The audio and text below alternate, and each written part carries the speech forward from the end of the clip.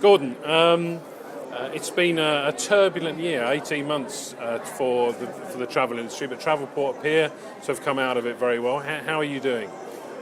Pretty well. I mean, all things considered. The great thing about the GDS industry and Travelport is that we're very resilient, as an industry and as a business. And even the impacts of the volcanic ash cloud, although clearly impactive, we seem to have managed our way through those, relatively well. The good news is that there's clearly a, resurgence in the economy versus last year.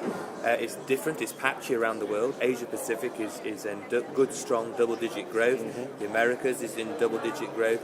Europe's still lagging single-digit growth, and of course not helped by things like the BA strike, which clearly takes capacity out of the marketplace. Even though as a GDS we pick up other bookings for alternative carriers. So all in all, not too bad, not complacent. Could always be better, but we're a pretty resilient kind of company. Some of the discussion in this Congress has been about the BRICS, the Brazil, Russia, India, China, the emerging nations, China being, obviously we're here. But I know that Travelport have been putting a lot of time and effort into Eastern Europe and to Russia. How are those investments and those projects going? They're going very well. I mean, we've signed a deal with one of the Russian companies that has a very large presence in about 16,000 agency locations, and they'll be plugging into Galileo in the back of their system in July, when we first start rolling that out.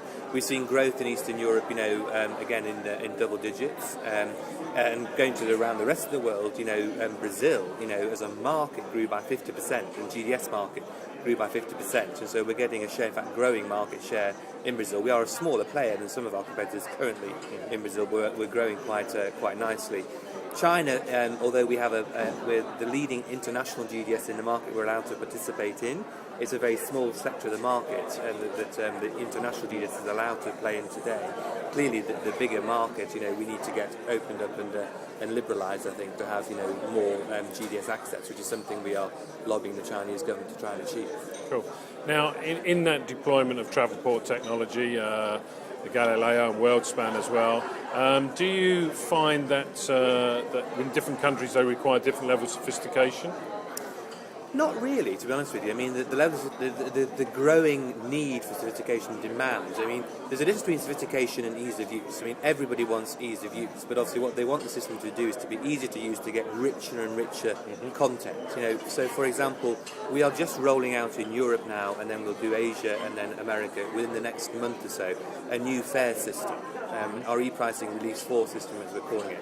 And that actually is the same system to use as the existing system, but the depth and breadth and scoop of options that are available from a shopping perspective is magnified, enormously.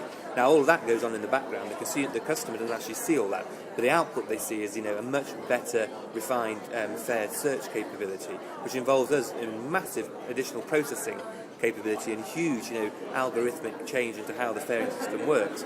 But to the consumer, or the customer, travel agency customer, it's the same entries that you're making, but that demand is the same around the world, to have that kind of capability. Okay, so we heard a little bit about increasing sophistication, if you like, at the back end with your search capabilities from Jeff yesterday. Yeah.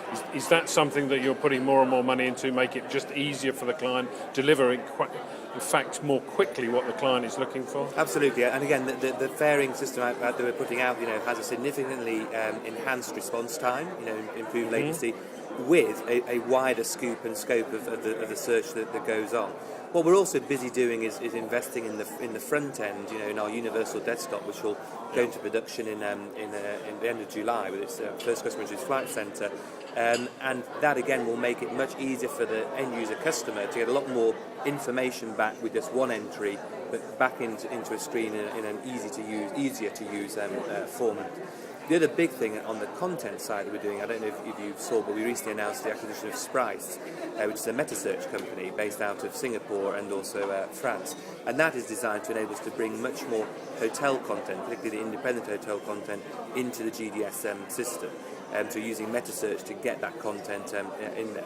So we're quite excited about that too, and we'll fuse them together in the Universal Desktop to make it easier for customers to get to that data rather than having to have several different applications open at once. So where appropriate in the future, acquisitions still on the table for Travelport? Oh, absolutely. Yeah. I mean, we as you know, we bought eNet, which is the payment company. Sprite, which we bought 2 weeks ago. So we're always on the lookout for innovative technology and/or content additions to our portfolio.